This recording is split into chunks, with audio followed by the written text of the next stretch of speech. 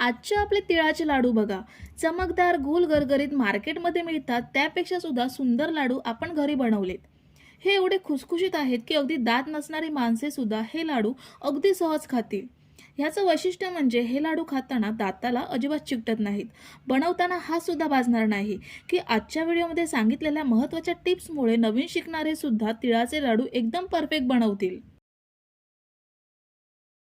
तर सर्वात आधी आपण तीळ भाजून घेऊयात.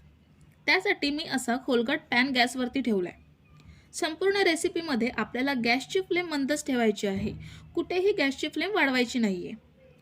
आपण आता पॅनमध्ये 2 वाटी पांढरे तीळ घेऊयात. इथे मी साधे तीळ घेतलेत. हे तीळ पॉलिश केलेले नाहीयेत. पॉलिश तीळ एकदम पांढरे असतात. तुमच्याकडे पॉलिश केलेले तीळ असतील तर ते सुद्धा तुम्ही इथे घेऊ शकता. पण टेस्टच्या बाबतीत म्हणाल तर पॉलिश केलेल्या तिळांपेक्षा अनपॉलिश म्हणजे साधे तीळ छान लागतात. शिवाय शरीराला उपयुक्त सुद्धा आहेत. तीळ आपल्याला छान मंद आचेवरती भाजून घ्यायचे आहेत. तीळ जेवढे चांगले भाजले जातील तेवढा लाडूंना टेस्ट छान येतो. फास्ट गॅसवरती तिळांचा रंग लवकर बदलेल पण टेस्टला कच्चे राहतील. म्हणून अगदी मंद आचेवरती तीळ आपल्याला भाजून घ्यायचे आहेत. तीळ चांगले भाजले तर तिळाचे लाडू सुद्धा अगदी 4 ते 5 महिने चांगले टिकतात. आणि सगळ्या लाडूंमध्ये तिळाचे लाडू जास्त काळ टिकतात. महत्त्वाचं म्हणजे तिळाचे लाडू पौष्टिक असतात. कारण तिळामध्ये कॅल्शियम आणि फायबर असते आणि गुळामध्ये आयरन असतं. म्हणून प्रत्येकाने तिळाचे लाडू खाल्लेच पाहिजेत.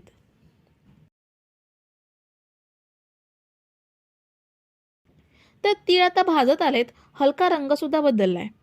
आपण यामध्ये थोडेसे तीळ खाऊन बघूयात. खाल्ल्यावर लगेच माहिती पडतं की तीळ कच्चे आहेत की भाजलेत ते. तीळ चांगले भाजलेत. आता गॅस बंद करूयात आणि हे एका मोठ्या प्लेटमध्ये काढून थंड करून घेऊयात. पुन्हा आपण तोच पॅन गॅसवरती ठेवूयात. पॅनमध्ये 2 चमचे तूप घेऊयात. तुपामुळे लाडू सॉफ्ट बनतात. शिवाय लाडूंना मस्त चमक सुद्धा येते. तूप विरघळल्यावरती ह्यामध्ये ज्या वाटीने तीळ घेतलेत त्याच वाटीने 2 वाटी गूळ घेऊयात. गूळ वाटीमध्ये वरपर्यंत भरला नाहीये. अगदी काटोकाट भरून घेतलाय. इथे मी सेंद्रिय गुळाचा वापर करते. तुमच्याकडे चिक्कीचा गूळ असेल तर तो सुद्धा तुम्ही इथे वापरू शकता. गूळ असा कापून घेतला की लवकर विरघळला जातो. आणि अजून लवकर विरघळावा म्हणून 2 ते 3 चमचे एवढं पाणी यामध्ये ॲड करूयात. गॅसची फ्लेम पूर्णपणे स्लो ठेवूनच आपल्याला पाक तयार करायचा आहे. गुळाचे खडे स्मॅश करून लवकर विरघळवून घ्यायचे. कारण जास्त वेळ पॅनमध्ये राहिले की पाक चिवट किंवा चिकट बनतो. म्हणून जेवढा लवकर गूळ विरघळून पाक तयार होईल तेवढा लवकर पाक बनवून घ्यायचा. पण मंद आचेवरतीच. तर अगदी काही मिनिटात गूळ विरघळलाय. गुळाचं मिश्रण असं छान फेटून घ्यायचं. ह्यामध्ये हलके हलके बबल्स येतात. हलका हलका फेस तयार होतो. त्यामुळे गुळाचं मिश्रण हलकं होतं आणि लाडू कडक होत नाहीत. छान सॉफ्ट राहतात. गूळ शिजेपर्यंत आपल्याला मोठ्या प्लेटमध्ये तूप लावून घ्यायचं आहे. असं आधीच तूप लावून ठेवायचं म्हणजे नंतर आपली घाई होत नाही. हे बघा गुळाच्या मिश्रणाला चांगली उकळी आली आहे. आता आपल्याला पाक चेक करायचा आहे. त्यासाठी वाटीमध्ये पाणी घेऊन थोडे गुळाचे थेंब पाण्यात टाकून चेक करूयात. हे बघा गूळ एकदम सॉफ्ट आहे आणि हा एकत्र येऊन गोळा बनत नाहीये. आपल्याला गूळ अजून शिजवायचा आहे.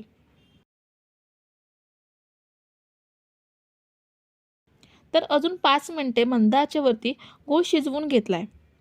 आता आपण हा चेक करूयात.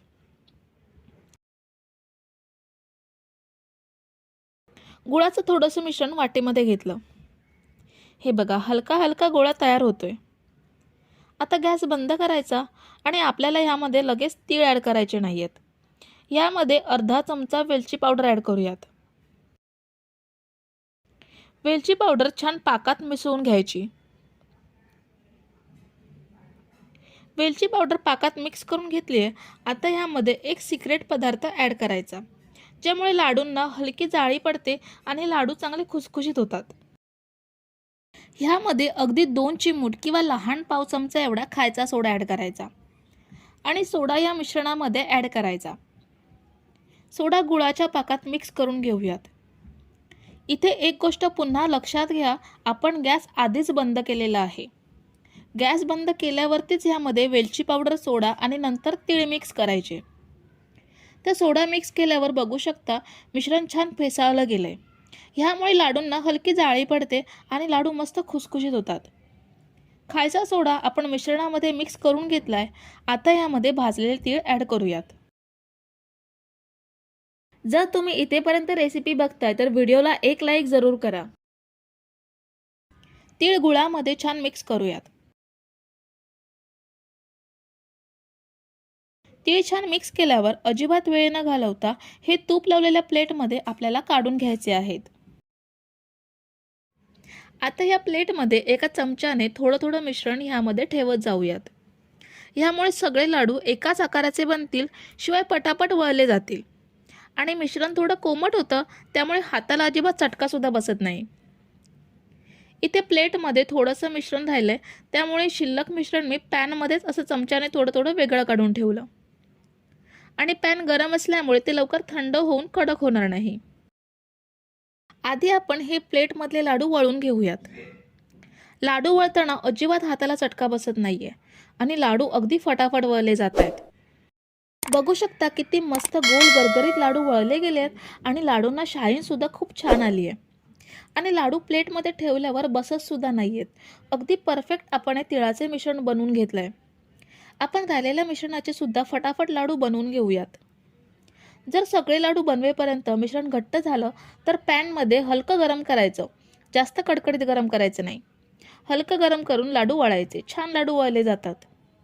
तर हे बघा, आपण सुबक सुंदर खुसखुशीत चमकदार लाडू अगदी सहजरित्या बनवून घेतलेत. तर मित्रमैत्रिणींनो, तुम्हाला आजच्या व्हिडिओमधल्या टिप्स आणि ट्रिक्स आवडल्या असतील तर व्हिडिओला एक लाईक जरूर करा. रेसिपी तुमच्या आवडत्या व्यक्तींसोबत शेअर करू शकता आणि चॅनलला सबस्क्राईब केलं नसेल तर पटकन सबस्क्राईब करून घ्या. थँक्यू.